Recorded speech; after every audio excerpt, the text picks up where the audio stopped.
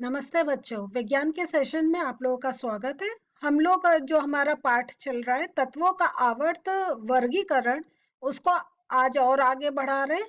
और जो आज हम लोग पढ़ने जा रहे हैं वो है आधुनिक आवर्त सारणी। अब तक हम लोगों ने क्या पढ़ लिया है? हम लोगों ने देखा कहाँ से जो आवर्त का वर्गीकरण स्टार्ट हुआ था। डॉबेराइनर, न्यूलैंड, इन लोगों ने अपनी थ्योरी दी। उसके बाद हमने देखा कि मेंडलीफ ने भी बहुत ज्यादा योगदान दिया है तत्वों को समझने में। और हम लोगों ने मेंडलीफ की आवर्त सारणी को भी बहुत ध्यान से पढ़ लिया। अब ये जो हमारे अब तक के जो आवर्त जो एक वर्गीकरण, जो तत्वों का जो वर्गीकरण चल रहा था, उसमें देख रहे थे कि एक समय तक तो वो जो उन्होंने जो थ्योरीज दी थी उनको लोग मान रहे थे, समझ रहे थे। लेकिन जैसे जैसे तत्व नए नए बनते बनने, क्या हम कहेंगे कि जैसे जैसे मिलते चले गए, हम जो हमारी सारणी बनी थी उसमें कुछ ना कुछ दोष हम पाते चले गए। तो अब जो हमारे अब आजकल के टाइम में जो इतनी पुरानी थ्योरी को मिला के एक मॉडर्न पीरियोडिक टेबल बनी है, जिसको हम कहते हैं आधुनिक आवर्त सारणी। आज हम लोग इसी को समझने जा रहे हैं। ये जो आधुनिक आवर्त सारणी है, ये हेनरी मोजले ने सन 1913 में ये बतलाया कि तत्वों का परमाणु द्रव्यमान की तुलना में अगर हम उनकी परमाणु संख्या को आधारभूत माने तो हम तत्वों का बहुत आसानी से वर्गीकरण कर सकते हैं। तो हमने ये देखा था कि जो मेंडलीफ ने क्या माना था, परमाणु द्रव्यमान। लेकिन जो मोजले है, हेनरी मोजले है, उन्होंने कहा कि अगर हम परमाणु संख्या को माने तो हमारा वर्गीकरण और आसान हो जाएगा। तो अब हम उन्हीं की थ्योरी को लेते हुए चलते हैं कि अब उसमें क्या कहा है। आधुनिक आवर्त नियम अब क्या हो गया कि तत्वों के गुणधर्म उनकी परमाणु संख्या का आवर्त फलन है। हमने मेंडलीफ का पढ़ा था। तो आधुनिक आवर्त नियम क्या है? तत्वों के गुणधर्म उनकी परमाणु संख्या का आवर्त फलन है। मेंडलीफ का हमने पढ़ा था कि उन्होंने कहा था परमाणु द्रव्यमान। लेकिन अब जो कहा जा रहा है वो परमाणु संख्या। ये बहुत इंपॉर्टेंट पॉइंट है, इसलिए मैं इसको बार बार बोल रही हूँ कि आप इसका ध्यान रखें।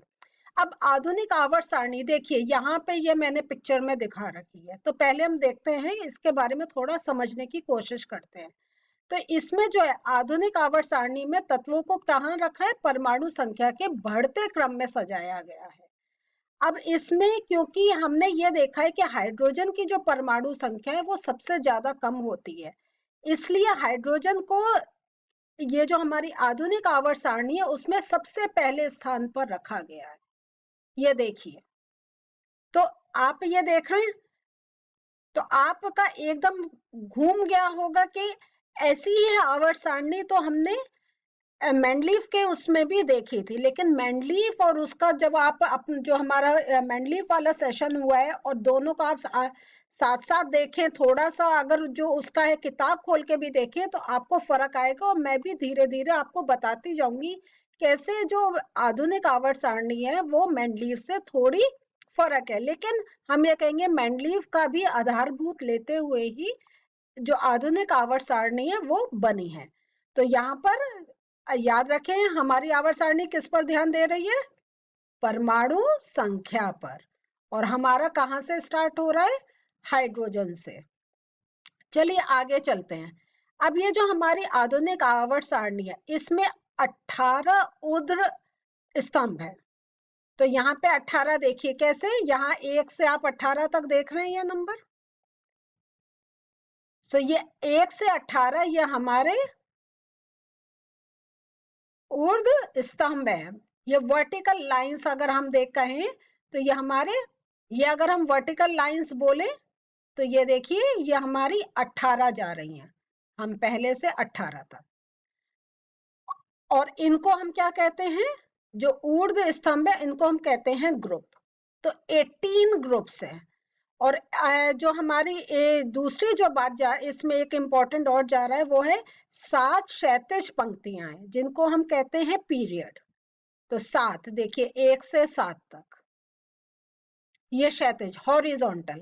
तो जैसा आप दोनों समझ ली, या तो ऊर्ध्व और क्षैतिज समझिए या वर्टिकल और हॉरिजॉन्टल समझिए। तो ये याद रखिए, इसलिए मैंने इसको डिफरेंट कलर से दिखाया है, क्योंकि आपसे ऐसे बहुत प्रश्न पूछे जा सकते हैं कि कितने ग्रुप हैं, कितना ऊर्ध्व स्तंभ है, कितने पीरियड है, आधुनिक जो हमारी पीरियोडिक टेबल है। और इसमें एक चीज और मैं अभी आपको और बताते जाएंगे हम। देखिए, अगर याद होगा मेंडलीफ में हमने कहा था उन्होंने लेंथेनाइट एक्टेनाइट्स को स्पेस नहीं दी थी, और जो उसमें उन्होंने जब ये पता चले तो जो उनकी जो मेन जो पीरियोडिक टेबल थी उसमें इनको स्थान नहीं दिया गया, उनको कहा अलग से उनको स्थान दिया गया। आगे चलते हैं हम लोग। अब ये जो हमारा पहला ग्रुप है, जो हमारी आधुनिक आवर्त सारणी में जो पहला ग्रुप है, इसको हम कहते हैं एल्कली धातुओं का या क्षारीय धातुओं का। तो ये देखिए पहला ग्रुप है, ये इनके क्या है, अल्कली धातु। तो यहाँ पे ये आपके नाम आ रहे ही देखिए, lithium, sodium, potassium, rubidium, caesium, francium. तो ये हाइड्रोजन से स्टार्ट होके यहाँ तक ये आपका आ गया क्या आया, एल्कली धातुओं का ग्रुप। ये सब चीजें अभी ये बेसिक है, अगर आप जैसे जैसे आप आगे केमिस्ट्री पढ़ेंगे, अभी 10th में पढ़ रहे हैं, फिर 11th 12th, और अगर आप बीएससी में भी साइंस ले रहे हैं या आप बीएससी कर रहे हैं, आगे जब ग्रेजुएशन कर रहे हैं, ये है बेसिक चीजें हैं, इनको समझना जरूरी है। क्योंकि अभी आपको पता चलेगा कि ये हम जो आवर्त सारणी को इतना सारे जो साइंटिस्ट हैं वो क्यों इतनी अहमियत दे रहे हैं, क्यों इस पर वर्क कर रहे हैं। क्योंकि ये अब जब अगर हमें ये आवर्त सारणी समझ में आ जाएगी, अगर हमें ये आवर्त सारणी समझ में आ जाएगी, तो हमें जो तत्व हैं उनके गुण भी बहुत आसानी से पता चलेंगे। तभी हम देखिए नाम देते चले जा रहे हैं कि पहला ग्रुप एल्कली धातुओं का है। फिर जो दूसरा है वो एल्कलाइन अर्थ मेटल है। तो ये जो आपका दूसरा ग्रुप है ये एल्कलाइन अर्थ मेटल है, जिसमें हमारा beryllium, magnesium, calcium, strontium, barium, radium, आपके ये सारे जो है। और यहाँ पे आप ये भी चीज देख रहे होंगे, देखिए अलग अलग कलर से दिखा रखा है। तो आप जो जिस तरीके से आपको आसानी हो आप उस चीज को समझ सकते हैं। अब हम लोग जाते हैं 18वें ग्रुप पर, 18th ग्रुप पर। ये वाला 18th ग्रुप ये अक्रिय गैसों का है। अक्रिय गैस, जैसे जब हमने बॉन्डिंग के बारे में पढ़ा था, आयोनिक बॉन्ड, कोवेलेंट बॉन्ड के बारे में पढ़ा था कि कैसे तत्व आपस में अभिक्रिया करके एक बंध बनाते हैं, तो हमने यही पढ़ा था। जो अक्रिय गैसें हैं, क्योंकि उनका ऑक्टेट पूरा होता है, उनके चार जो बाहर का जो सबसे बाहर का जो शेल होता है उसमें जो इलेक्ट्रॉन होते हैं वो पूरे, जैसे अगर 8 चाहिए तो वो पूरे होते हैं, तो किसी के साथ अभिक्रिया नहीं करते। तो यहाँ पे अब आपको कुछ समझ में आ रहा होगा कि जैसे हमारा पीरियोडिक टेबल है, ये नाम है, तो एकदम अगर हमने याद कर लिए ये नाम, तो हम एकदम पहचान सकते हैं कि ये अक्रिय गैसें हैं, ये किसी के साथ अभिक्रिया नहीं करती हैं। क्यों नहीं करती हैं उसका भी आपके पास आंसर मिल होगा। अब जो है ये जो हमारी मॉडर्न पीरियोडिक टेबल है, इसमें ग्रुप नंबर संयोजी इलेक्ट्रॉन की संख्या को बतलाता है। अब दूसरी जो खासियत है पीरियोडिक टेबल की क्या है, ये संयोजी इलेक्ट्रॉन की संख्या को बताता है। जो हमने वैलेंसी इलेक्ट्रॉन्स की बात कर रही थी, पहला ग्रुप है, इसका मतलब है इसके बाहर के शेल में एक इलेक्ट्रॉन होगा जो संयोजन करने के लिए तैयार होगा। या तो हमने पढ़ा था, जब हमने बॉन्डिंग के बारे में पढ़ा था, या तो इलेक्ट्रॉन्स देते हैं या लेते हैं, क्योंकि उन्हें अपना ऑक्टेट कंप्लीट करना होता है। और यहाँ पे सेकंड ग्रुप है तो आपको एकदम पता चल जाएगा इनका संयोजी नंबर क्या है, 2 है। ऐसी ही 3 ग्रुप का देखेंगे तो 3 का, इसका मतलब इनमें 3 इलेक्ट्रॉन है। फिर 4, ऐसे बढ़ता चला जाता है। तो अब आपको समझ में आ रहा है। तो यहाँ पर कैसे ग्रुप नंबर से हम एकदम पता कर सकते हैं कि इसका संयोजी इलेक्ट्रॉन संख्या क्या होगी। और इसमें जो आवर्त की संख्या होती है उसमें रखे गए तत्वों को परमाणु की कक्षा की संख्या को बतलाया जाता है कि इनमें कितने उनके कक्षा हैं। तो यहाँ पे जो हमारा आवर्त की जो संख्या है उससे हमें पता चल जाता है कि कितनी हमारे कक्षा की संख्या मीन्स कितने शेल्स होंगे उस कॉन्फ़िगरेशन में। अब हम लोग चलते हैं बाएं भाग में। बाएं में क्या है कि जो हमारे जो आपके जो तत्व है वो धातु होती है। तो हमने जो हमारी मॉडर्न पीरियोडिक टेबल है उसको दो भागों में बांटा, बाएं और दाएं। तो बाएं भाग में सारी धातुएं हाइड्रोजन को छोड़कर। हाइड्रोजन एक अधातु है, लेकिन हाइड्रोजन की परमाणु संख्या सबसे कम होने के कारण इसलिए इसको पहले ग्रुप में रखा गया। तो हाइड्रोजन जो है वो हमारा अभी भी एक, उसकी पोजीशन थोड़ी सी कंट्रोवर्शियल है, लेकिन उसको क्योंकि उसके बाहर के उसमें एक इलेक्ट्रॉन है जो संयोजन कर सकता है, और हम लिथियम सोडियम में भी बाहर एक इलेक्ट्रॉन है, इसलिए हाइड्रोजन को हमने कहाँ रखा है, सबसे ऊपर। अब अगर हम दाएं भाग की तरफ जाएं तो ये जो होता है ये अधातुओं का हो जाता है। तो दाएं भाग में हमने उपधातुओं तथा अधातुओं को रखा गया है। ठीक है। अब जो हमारे जो आवर्त सारणी में दो आवर्तों को अलग से सारणी के नीचे रखा गया है, ये दो, जिनको हम कहते हैं लेंथेनाइट एक्टेनाइट। तो अब आपको समझ में आ गया होगा कि जो हमारे बाएं तरफ है वो हमारे धातु हैं, जो दाएं भाग में वो उपधातु और अधातु होते हैं। अब इसमें देखिए कैसे, जो अभी हम आवर्त सारणी को देखकर समझ रहे थे उसको मैंने ऐसे आपको एक लिखकर भी समझाया हुआ है। एल्कली जो है हमारे वो पहले ग्रुप में है, जो एल्कलाइन अर्थ मेटल है, क्षारीय मृदा धातु है, वो सेकंड ग्रुप है।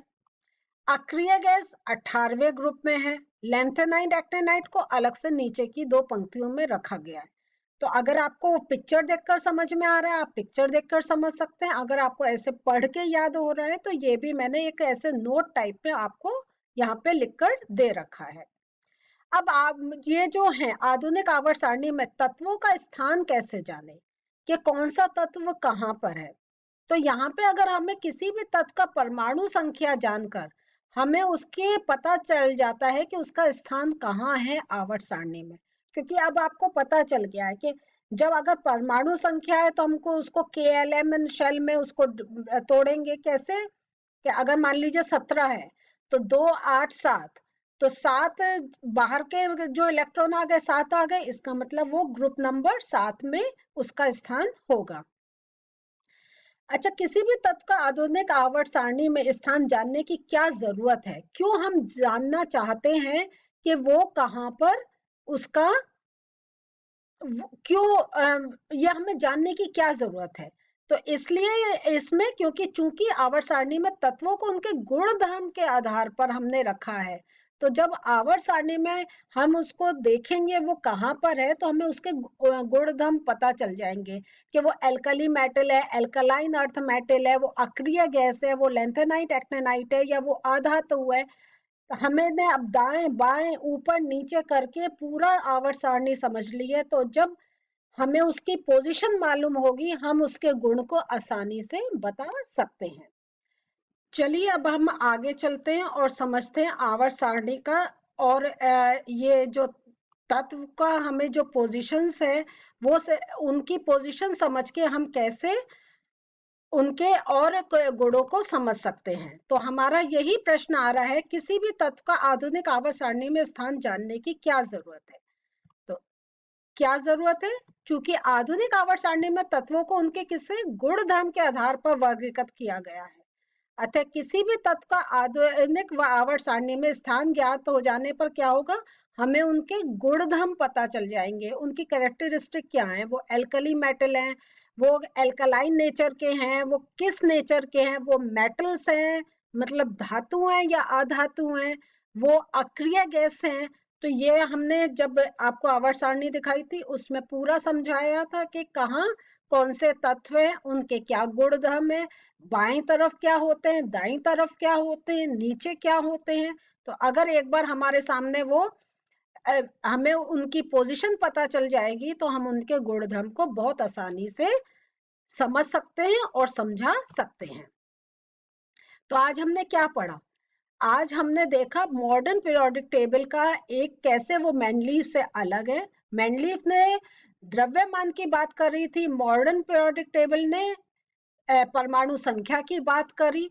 लैंथेनाइड एक्टेनाइड को बिल्कुल नीचे अलग पोजीशन दी और अक्रिय गैसों को बिल्कुल अलग एक कॉलम में रखा गया, और हमने ये देखा वो कितने ग्रुप्स कितने पीरियड्स में डिवाइडेड हैं, और जितने मेटल्स हैं वो अपने गुण धर्म के आधार पर एक साथ एक ग्रुप में हैं, और अगर हमें उनकी पोजीशन पता चल जाएगी तो हम उनके गुण धर्म को बहुत आसानी से समझ सकते हैं। अगले सेशन में थोड़ा सा और मॉडर्न पीरियोडिक टेबल को और समझेंगे। मिलते हैं नेक्स्ट सेशन में। नमस्ते।